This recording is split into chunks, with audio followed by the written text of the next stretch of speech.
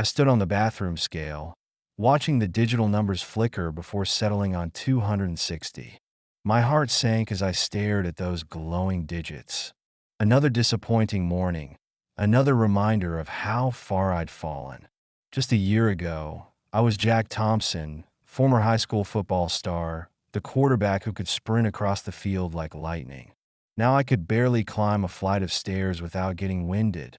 The accident changed everything. One rainy night, one patch of black ice, and my whole life skidded off course. I glanced at my reflection in the mirror, barely recognizing the man staring back at me. The broad shoulders were still there, but they were hidden under layers of unwanted weight. Jack, Ashley's sharp voice cut through my thoughts. Are you weighing yourself? I heard her heels clicking against the hardwood floor, getting closer. My wife appeared in the doorway, already dressed in her designer workout gear. Her eyes darted to the scale, then back to me, her perfectly sculpted eyebrows drawing together in disapproval. Still 260, she asked, though she could clearly see the numbers. It's been 3 weeks, and you haven't lost a single pound. I stepped off the scale, trying to ignore the disappointment in her voice. I'm trying, Ash. I've been following your meal plan exactly, Dash. Are you? She cut me off. Because I saw the empty pizza box in the trash yesterday. I felt my face flush. That was from the guys at work. I didn't eat any. She crossed her arms, her engagement ring catching the morning light. You know what Brandon says about temptation. You shouldn't even have that kind of food in the house. Brandon, her personal trainer, the guy she couldn't stop talking about. Brandon this, Brandon that, I muttered under my breath. What was that? Her voice had an edge to it. Nothing, I said, reaching for my towel. I need to get ready for work. We need to talk about this, Jack. This isn't working. I turned to face her, water dripping from my freshly showered hair. What isn't working, Ashley? The diet? The endless cardio? Or our marriage? She flinched slightly at the last word, but quickly recovered. Don't be dramatic. I'm trying to help you. You're the one who's not taking this seriously.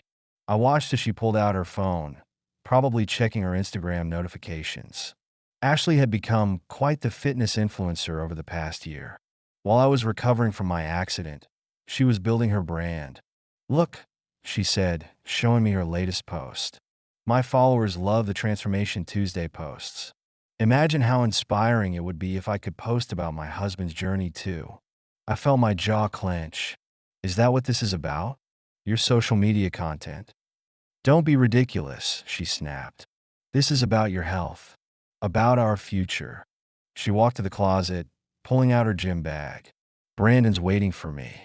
We're trying a new hit routine today. Oh, see. Ours they were. You know, she paused at the door. He has another client slot open. Maybe if you dash. No. I cut her off firmly. I'm not training with Brandon. She shrugged, but I caught the flash of annoyance in her eyes. Fine. Stay stuck. But don't expect me to watch you throw your life away. The front door slammed a few minutes later, and I was alone. I sat on the edge of the bed, my head in my hands. How had we gotten here? When I met Ashley in college, she was different. She loved football games and tailgate parties. She didn't count calories or obsess over macros. We were happy, in love, planning our future. Then came the accident. I was driving home from a late meeting at the construction site I was managing.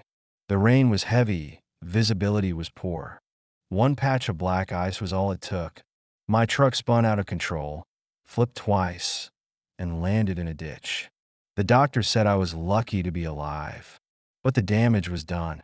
Multiple fractures in my right leg. Torn ligaments in my knee. Months of physical therapy ahead. Ashley seemed supportive at first. She drove me to appointments, helped with my exercises. But as the weeks turned into months, something changed. While I was stuck at home, she discovered fitness. It started with home workouts during quarantine. Then she joined an exclusive gym. That's where she met Brandon. Tall, lean, with the kind of muscles you see on magazine covers. He became her trainer, then her mentor, then her business partner in the online fitness world. And slowly, my wife became a stranger. The woman who once brought me chicken soup when I had a cold now measured every ounce of food on a digital scale. The girl who used to steal my fries now lectured me about processed carbs. I opened my closet, pushing past the suits that no longer fit. My old football jersey hung in the back, a reminder of better days. State champions, 2006. Thompson, number 12. I touched the fabric, remembering how it felt to be that guy. Strong, confident, unstoppable. My phone buzzed with a text from Ashley. Brandon says you should try intermittent fasting. Start today. No food until 2 p.m. I didn't bother responding. Instead, I opened my laptop and started searching. Weight loss doctor near me. Medical weight loss programs. How to lose weight safely after injury. Several ads popped up, but one caught my eye. Dr. James Peterson, specialized in post-injury weight management. His website showed before and after photos that looked real, not the heavily filtered transformations I was used to seeing on Ashley's Instagram. The testimonials seemed genuine, talking about sustainable changes and long-term success. Before I could talk myself out of it, I clicked the schedule appointment button. The earliest available slot was next week. I booked it, using my personal credit card instead of our joint account. Ashley didn't need to know. Not yet. At work, I tried to focus on the blueprints for our latest project. But my mind kept wandering to the morning's confrontation. My phone buzzed again. Another text from Ashley. Just finished an amazing session with Brandon. He says you're making excuses. Real change comes from commitment. I put the phone face down on my desk.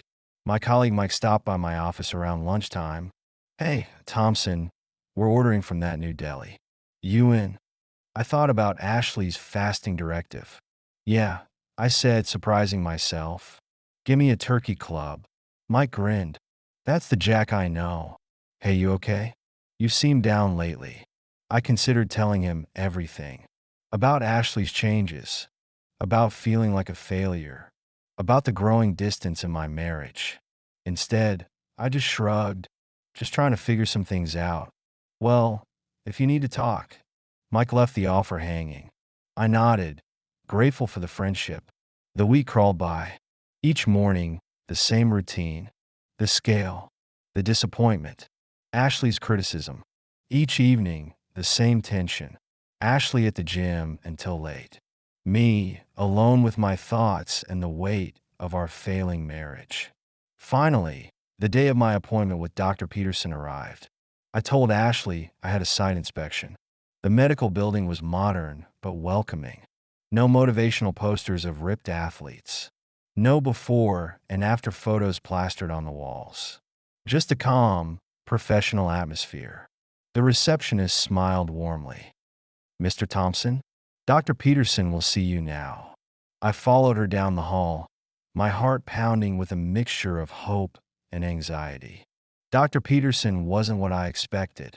He was older, with kind eyes and a gentle demeanor. No visible six-pack, no protein shake in hand, just a doctor who looked like he actually cared. Jack, he said, extending his hand. Tell me your story. And for the first time in months, someone actually listened. I told him everything. The accident, the weight gain, Ashley's transformation, the crazy diets, the constant criticism, the feeling of losing myself. He took notes, nodding occasionally, asking thoughtful questions. When I finished, he set down his pad. Jack, what you're going through isn't just about weight. I blinked, surprised by his directness. Your body has been through trauma, physical and emotional. He pulled up some charts on his computer. The extreme diets your wife has you on? They're actually making things worse. He explained about metabolism, about proper nutrition after injury, about the importance of mental health and physical recovery. For the first time in months, things started making sense. We need to do some tests, he said. Blood work, hormone levels, the works. He wrote out some orders. But more importantly, We need to get you back to being you. I felt something I hadn't felt in a long time. Hope. As I left his office, I had a plan, real medical supervision, a sustainable diet, and a recommendation for a personal trainer who specialized in post-injury recovery. I wasn't going to tell Ashley. Not yet. This was my journey now, my chance to reclaim my life. And maybe, just maybe, find the man I used to be, the man I could be again. The next morning, I stared at Dr. Peterson's business card. Sarah Miller, certified personal trainer, post-injury rehabilitation specialist. Her gym was on the other side of town, far from Ashley's trendy fitness studio. I dialed the number, my fingers slightly trembling. Miller Fitness, this is Sarah, a warm voice answered. Hi, I'm Jack Thompson. Dr. Peterson recommended you. Oh yes, he mentioned you'd be calling. When would you like to come in?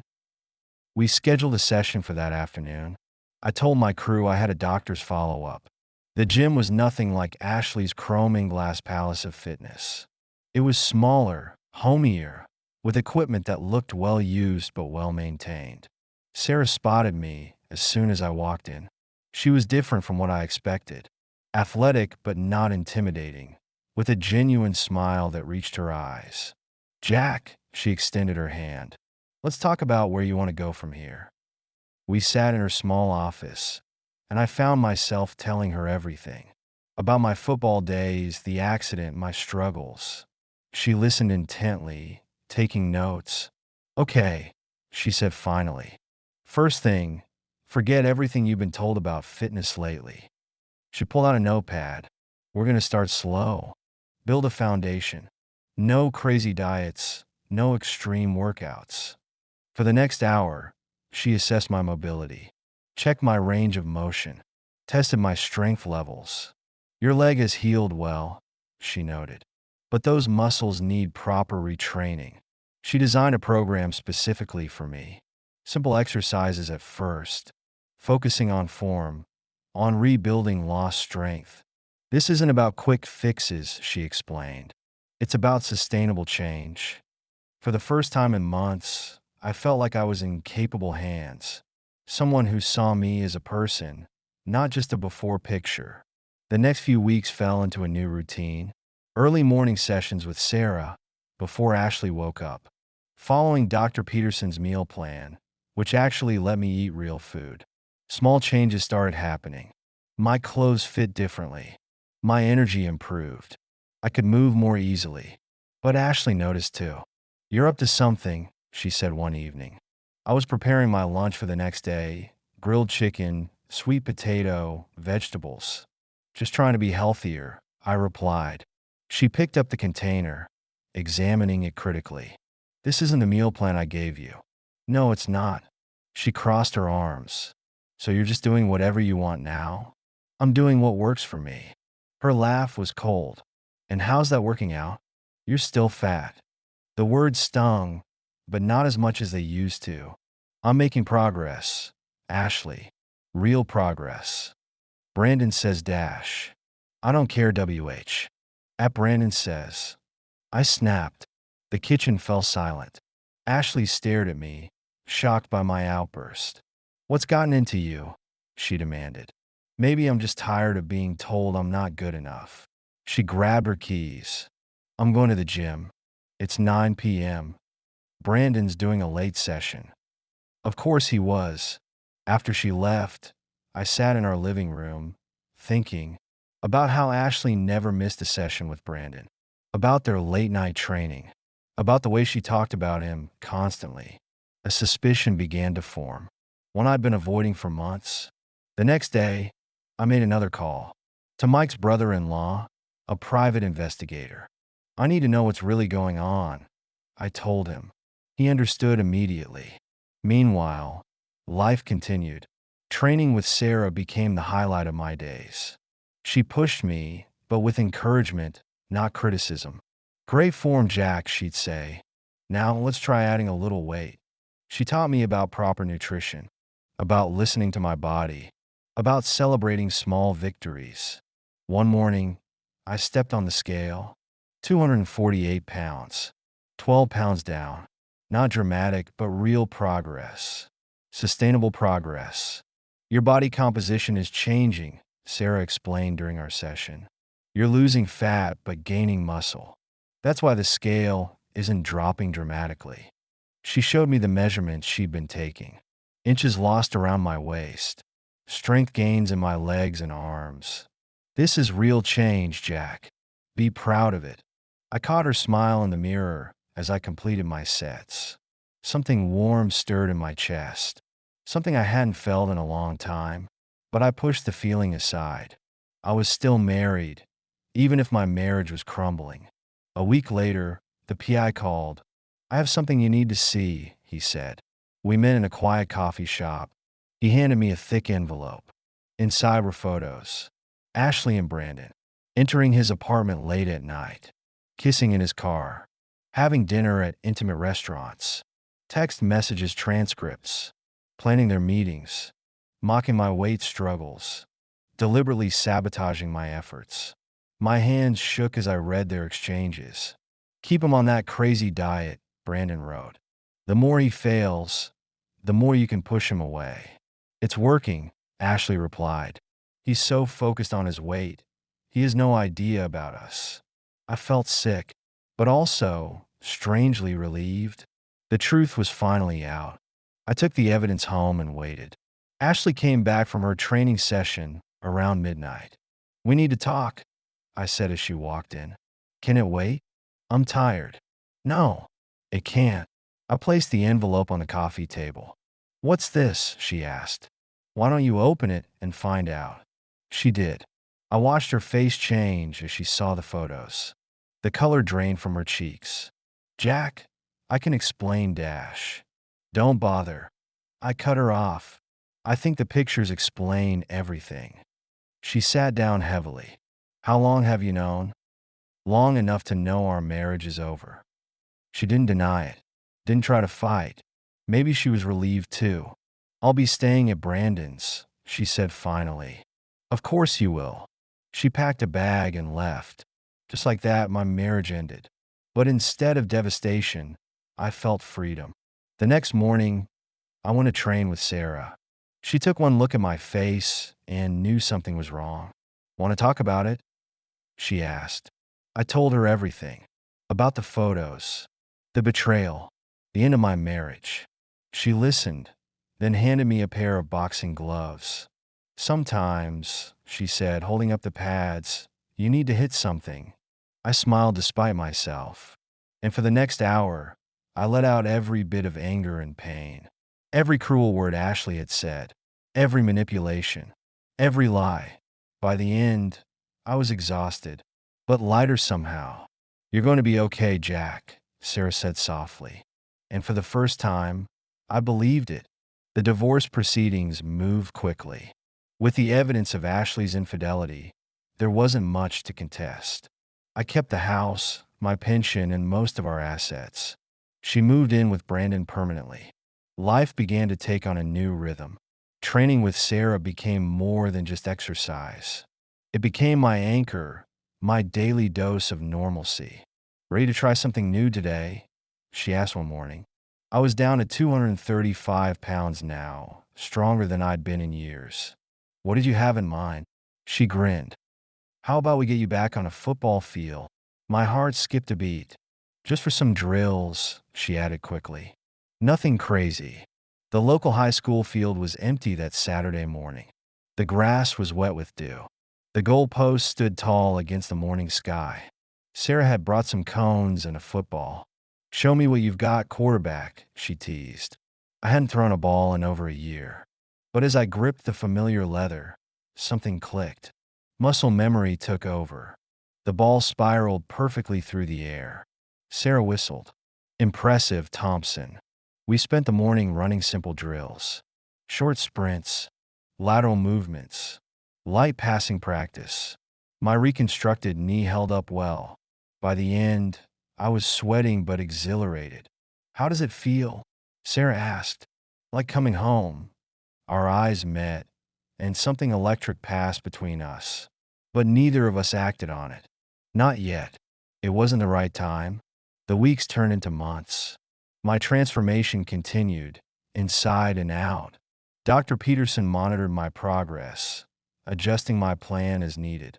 Your blood work looks great, he said during a checkup, and your hormone levels have normalized. I started sharing my journey online, not like Ashley's carefully curated posts, just honest updates about recovery and renewal. To my surprise, people responded. Other injury survivors reached out. Men struggling with weight and self-image. People going through divorce. My small blog grew into a comma. Adders is how I feel. What matters is the life we're building. Sometimes, when I'm helping a client through their own journey, I think about that morning on the bathroom scale, about the man who felt trapped and hopeless, about how far I've come, not just in pounds lost, but in life gained, in love found, in purpose discovered. Sarah catches my eye across the gym. She's helping a client with rehabilitation exercises, the same way she once helped me. She smiles, and my heart still skips a beat. This is what happiness feels like. This is what winning feels like. Not the temporary high of a touchdown, but the lasting joy of a life well lived, a love well earned, a future full of promise. They say when one door closes, another opens. But sometimes you have to build that door yourself, brick by brick, step by step, until you find yourself exactly where you're meant to be.